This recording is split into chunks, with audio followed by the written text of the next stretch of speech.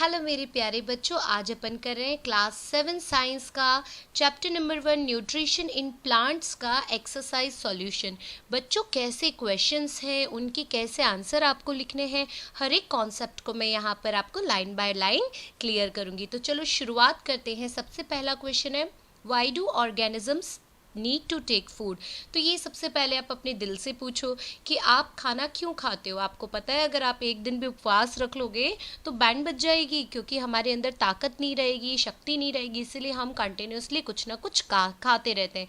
अब ताकत नहीं रहेगी तो हम कोई काम नहीं कर पाएंगे, कोई काम नहीं कर पाएंगे, हमारी बॉडी की ग्रोथ नहीं होगी, हमारी हाइट ढंग से नहीं बढ़ेगी, कुछ भी ढंग से नहीं होगा। तो देखो, food is needed by all organisms for many purposes. जैसे कि the main function of food is to help in growth. Food provides energy for movement such as running, walking और रेजिंग आवर आर्म। कोई भी काम करना हो, चलना हो, दौड़ना हो, खेलना हो, कूदना हो, हर काम के लिए एनर्जी चाहिए जो हमें खाने से मिलती है। Food is also needed for replacement and repairing damage part of our body. हम भागते हैं, चलते हैं, गिर जाते हैं, चोट लग जाती है, कुछ भी होता है, हम अच्छा खाना खाते हैं, हेल्दी डाइट लेते हैं तो 2-4 दिन के अंदर हम फिर से रिकवर हो जाते हैं। Food gives us resistance to fight against diseases and protect us from infections. तो स्टूडेंट्स, आपने अक्सर सुना होगा कि फ्रूट्स खाने से, विटामिन सी खाने से, अच्छा मतलब सब्जी, रोटी, चपाती, सब कुछ खाने से, बैलेंस डाइट लेने से हमें कोई भी बीमारी नहीं होती, हमारी इम्यूनिटी सिस्टम बढ़ जाती है और इसके कारण इन्फेक्शन से हमारी बॉडी को कोई भी प्रॉब्लम नहीं होती। हमारी बॉडी क्या करती है, एक इम्यूनिटी पावर बना लेती है, जिससे क्या हो जाएगा, कोई भी रोग हमारी शरीर में नहीं आएगा। अब देखो, डिफरेंस बताना है पैरासाइट एंड सेप्रोट्रॉफ के बीच में। तो पैरासाइट होता है, parasite feeds on a living organism. तो जितने भी पैरासाइट्स होते हैं, जैसे कि जू, हमारे सरों में गिर जाती है ना जू, हम बोलते हैं, तो वो क्या करती है, हमारे सर के अंदर लिविंग ऑर्गेनिज्म से वो क्या करेगी, सारा का सारा न्यूट्रिशन लेगी। जैसे कोई भी बाहर से बैक्टीरिया आ गए हमारे शरीर में तो उसे क्या बोलते हैं हम, पैरासाइट। ठीक है, the organism on which it feeds it is called host. तो जो भी बैक्टीरिया, वायरस या फिर वो जो जुएँ हमारे सर में होती है, ये सब हमसे अपना खाना लेती हैं, तो इसीलिए हम क्या हो गए इनके लिए, होस्ट। अब सेप्रोटॉफ्स क्या होते हैं, तो they feed on dead and decaying organism. तो आपने देखा होगा जैसे ईगल होता है, बहुत सारे ऐसे बैक्टीरिया, कीड़े मकोड़े होते हैं जो मरी हुई लाश को, डेड एंड डिकेइंग ऑर्गेनिज्म को खाते हैं, तो वो होते हैं सेप्रोट्रॉफ्स।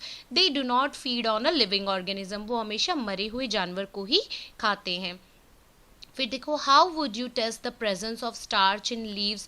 तो हम कैसे डिटेक्ट करेंगे या पता लगाएंगे कि किसी लीव के अंदर स्टार्च है नहीं है या नहीं। तो देखो, take a potted plant with variegated leaves, for example money plant और क्रॉटन्स। तो कोई भी आप ले सकते हो प्लांट जो आपके गमले में उग रहा हो।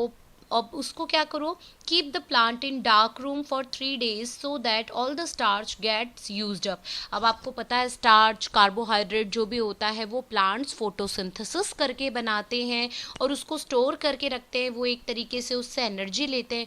तो आप क्या करो, उस गमले को, स्पॉट को ऐसे डार्क रूम में रख दो जहाँ तक 3 दिन तक अंधेरा रहे, ताकि प्लांट को क्या हो, सनलाइट नहीं मिलेगी तो वो अपना खाना नहीं बना पाएगा, तो वो उसी को यूज़ कर ले। Now select a leave, cover it's portion with a black strip paper and keep the plant in sunlight for about 6 hours। अब क्या करो, कोई भी एक लीफ ले लो, मतलब उसको सिलेक्ट कर लो और उसके ऊपर ब्लैक स्ट्रिप पेपर की चिपका दो और 6 घंटे तक सनलाइट में रख दो। Plug the leaf from the plant, mark the uncovered area in it and trace them on a sheet of paper. अब जिस लीफ को आपने क्या किया था, ब्लैक स्ट्रिप से ढका था, आप उसको प्लग कर लो, यानी तोड़ लो। उसके बाद क्या कर लो, जो भी कवर्ड एरिया था, अनकवर्ड एरिया, उसको मार्क कर लो, पेन से आप मार्क कर सकते हो, और फिर शीट ऑफ पेपर पे रख दो। Dip the leaf in boiling water for a few minutes, अब थोड़ी देर है ना उबलते हुए पानी में रख दो। After this immerse it in a beaker containing alcohol. अब आप क्या कर सकते हो, ऐसे बीकर में इसको डाल सकते हो जिसमें क्या हो, alcohol. Carefully place the above beaker in a water bath and heat till the alcohol begins to boil। अब क्या करो, आपने देखा होगा घर पे मम्मी को जैसे आलू उबलते हैं ना, वैसे ही जो भी बीकर में आपने अल्कोहल के अंदर ये पत्ती को डाला है, उस बीकर को ही आप एक उबलते हुए पानी के अंदर रख दो और थोड़ी देर तक उसको बॉईल होने दो। Now dip the leaf in dilute solution of iodine for a few minutes. अब आप क्या कर सकते हो, उसको आयोडीन सॉल्यूशन के अंदर डाल सकते हो। Take out the leaf and rinse off the iodine solution. You observe that the presence of starch in various area of the leaf which was uncovered। तो क्या हो जाएगा बच्चों, आयोडीन के सॉल्यूशन में जैसे आप उसको डुबोगे तो आपको बहुत अलग अलग एरिया के अंदर कैसे स्टार्च है नहीं है ये सब कुछ आप डिटेल में ऑब्जर्व कर पाओगे। तो ये एक्टिविटी आप अपनी लेबोरेटरी में अपने स्कूल में कर सकते हैं। फिर देखो, give a brief description of the process of synthesis of food in a green plants.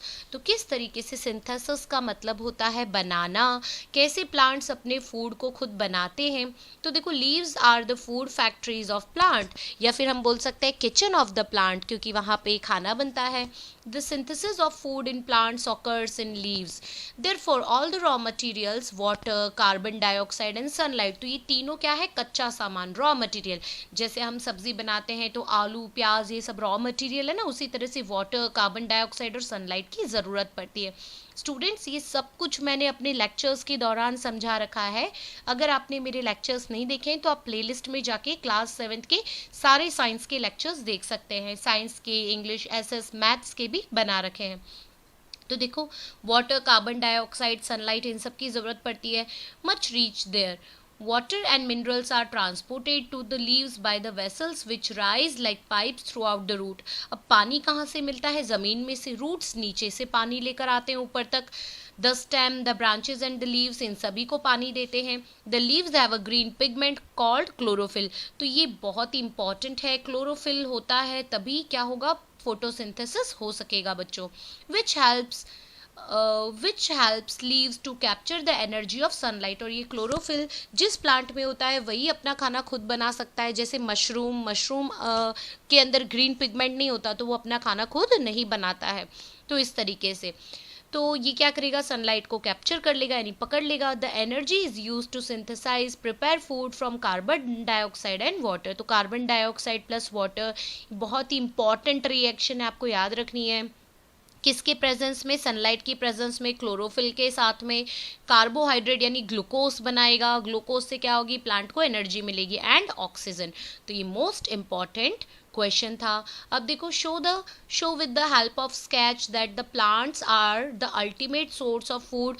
तो यहाँ पे स्केच बना के आपको बताना है कि प्लांट्स अल्टीमेट सोर्स यानी जो प्लांट्स हैं वो डायरेक्टली या इनडायरेक्टली हम लोगों के लिए बहुत ही इम्पॉर्टेंट है। तो क्यों नहीं इम्पॉर्टेंट है स्टूडेंट्स, देखो ना, गाय भैंस भेड़ बकरी सब प्लांट्स खाती हैं, बदले में हमें दूध देती हैं।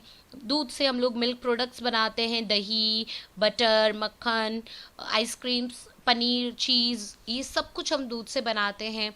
अगर प्लांट्स हम लोग डायरेक्टली भी खाते हैं, जैसे कि बनाना हो गया, उसका स्टेम भी होता है, बनाना का फ्लावर भी होता है, और उसी तरीके से हम लोग फ्रूट्स खाते हैं। पोटैटो एक स्टेम है जो आप 6th स्टैंडर्ड में सब पढ़ चुके हो। बहुत सारी चीज़ों के हम रूट्स भी खाते हैं। तो डिफरेंट पार्ट ऑफ प्लांट्स भी हम खाते हैं। उसके बाद एनिमल्स भी प्लांट को खाते हैं, उनको भी हम खाते हैं, नॉन वेजिटेरियन लोग जो होते हैं। तो इस तरीके से हम डायरेक्टली या इनडायरेक्टली प्लांट्स के ऊपर डिपेंडेंट है। For example, the plant eater animals dependent directly on plants but carnivore depends indirectly on plants. तो कार्निवोर क्या करते हैं, वो हर्बीवोर को खाते हैं, तो वो इनडायरेक्टली डिपेंडेंट है। The following flow chart shows example of plant dependency. तो देखो, सोलर एनर्जी से ग्रीन प्लांट बनते हैं। ग्रीन प्लांट को डायरेक्टली डिकम्पोजर यानी वो प्लांट अगर ज़मीन में मिक्स हो जाते हैं तो डिकम्पोजर उनको मिक्स कर देते हैं, या फिर ग्रीन प्लांट को हर्बीवोर खा जाते हैं, हर्बीवोर मर जाते हैं तो वो भी डायरेक्टली डिकम्पोज हो जाते हैं। हर्बीवोर को अगर कार्निवोर खाता है तो वो मर जाते हैं तो वो भी डायरेक्टली डिकम्पोज हो जाते हैं। तो इस तरीके से हमें समझना है कि किस तरीके से पूरी दुनिया एक दूसरे के साथ में इकोसिस्टम में जुड़ी हुई है, एक चेन के थ्रू जुड़ी हुई है। अब देखो, फिल इन द ब्लैंक्स है। तो green plants are dash since they synthesize their own food. तो हम लोग क्या बोलते हैं, ऑटोट्रॉप्स एंड हेट्रोट्रॉप्स दो होते हैं। ऑटो मतलब जो सेल्फ अपना खाना खुद बनाते हैं, तो साफ साफ दिख रखा है सिंस दे सिंथेसाइज, वो अपना खाना खुद बनाते हैं, इसलिए हम उनको ऑटोट्रॉप्स कहते हैं। The food synthesized by the plants is stored as dash. तो जो भी खाना बनता है वो किस फॉर्म में बच्चों स्टोर होता है, तो वो स्टार्च के फॉर्म में स्टोर होता है प्लांट्स के अंदर। In photosynthesis solar energy is captured by the pigment called chlorophyll. अभी अभी हमने देखा था, during photosynthesis plants take carbon dioxide and release oxygen. तो ये भी बहुत इंपॉर्टेंट है, कार्बन डाइऑक्साइड वो दिन में लेते हैं, इसीलिए प्लांट्स अपना खाना दिन में बनाते हैं, रात को नहीं। अभी अभी हमने जो एक्टिविटी देखी थी उसमें भी हमने क्या किया, अगर आप प्लांट को डार्क रूम में रख दोगे तो वो अपना खाना नहीं पका पाएगा, क्योंकि दिन में उसको कार्बन डाइऑक्साइड लेना होता है और सनलाइट चाहिए होती है। तो ये चीज़ें इंपॉर्टेंट है, प्लांट्स दिन में ऑक्सीजन छोड़ते हैं लेकिन रात को वो भी ऑक्सीजन लेते हैं, इसलिए कहा जाता है कि रात के समय पेड़ों के नीचे नहीं सोना चाहिए, क्योंकि प्लांट भी ऑक्सीजन लेते हैं, कार्बन डाइऑक्साइड छोड़ते हैं। तो अगर हम उसके नीचे सोए तो हमें काफ़ी सारी डेफिशिएंसी यानी ऑक्सीजन की कमी हो सकती है, क्योंकि प्लांट बहुत बड़ा होता है साइज में। अब देखो नेक्स्ट क्वेश्चन क्या है, नेम द फॉलोइंग, यानी हमें पहचानना है कि ये कौन है। A parasitic plant with yellow slender and tubular stem. तो एक पैरासिटिक यानी जो क्या करता है, खा जाता है जानवरों को, तो ऐसा प्लांट है, वो कौन है, तो वो है cuscuta. A plant that has both autotrophic and heterotrophic mode of nutrition. जो क्या करता है, खुद का खाना खुद भी बनाता है और जानवरों को भी खाता है, नाइट्रोजन को पानी के लिए, तो वो होते इंसेक्टिवोरस प्लांट्स। फिर the pores through which leaves exchange gases. तो बच्चों बहुत इंपॉर्टेंट है ये पोर, यानी छोटे छोटे छेद जो पत्तियों पे होते हैं, उसे हम कहते हैं स्टोमेटा। अब देखो टिक द करेक्ट आंसर की तरफ बढ़ते हैं। Amar bel is an example of. तो अमर बेल क्या है, एक पैरासाइटिक प्लांट है जो होस्ट बॉडी के ऊपर से अपना न्यूट्रिशन लेती है। बेल यानी वो लंबी लंबी जो बेलें होती है, उनका खुद का तो कोई सपोर्ट नहीं होता है। फिर the plant which traps and feeds on insect is. तो अभी अभी हमने देखा कि जो प्लांट इंसेक्ट्स को पकड़ता है और उसको खाता है, तो वो है पिचर प्लांट। एक्चुअली में इन प्लांट्स के अंदर क्या होता है, बहुत ही सुगंधित खुशबूदार जूस होता है, जिसको खाने के लिए ये छोटे छोटे इंसेक्ट इनकी तरफ अट्रैक्ट होते हैं। बाद में ये प्लांट क्या हो जाते हैं, ऑटोमेटिकली बंद हो जाते हैं, ताकि वो कीड़ा अंदर ही मर जाए, और उसके बाद उसकी बॉडी से क्या करते हैं, न्यूट्रिशन को चूस लेते हैं। अब देखो मैच ए विद बी अगर हम करते हैं, तो क्लोरोफिल कहाँ होता है, लीफ में होता है। नाइट्रोजन को कौन फिक्स करता है ज़मीन के अंदर, तो राइजोबियम बैक्टीरिया करता है। अमर बेल पैरासाइटिक प्लांट है। एनिमल्स हेट्रोट्रॉप होते हैं जो अपना खाना खुद नहीं बना सकते। इंसेक्ट्स को खाने वाले पिचर प्लांट होते हैं। तो बहुत ही मज़ेदार ये मैच द फॉलोइंग था। अब देखो यहाँ पे हमें ट्रू और फॉल्स पता करना है। तो carbon dioxide release during photosynthesis. तो बिल्कुल नहीं, कार्बन डाइऑक्साइड तो लेता है प्लांट, ऑक्सीजन रिलीज करता है, तो ये फॉल्स है। फिर plants which synthesize their food themselves are called saprotrophs. तो बिल्कुल गलत है, वो तो ऑटोट्रॉफ कहलाते हैं।